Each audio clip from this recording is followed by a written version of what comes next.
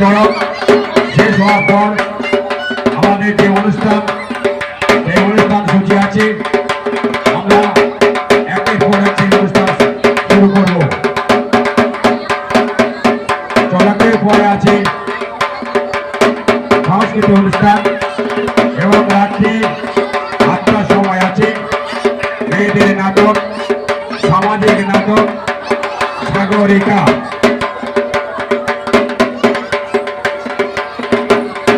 আমাদের চড়ক চলছে,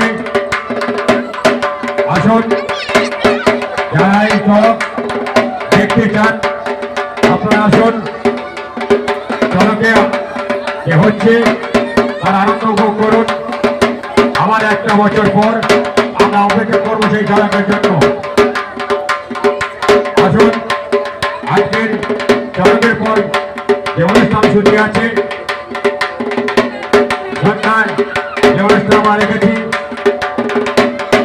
সাংস্কৃতিক অনুষ্ঠান এবং রাত্রি নাটক আছে, মেয়েদের নাটক, সামাজিক নাটক সাগরিকা।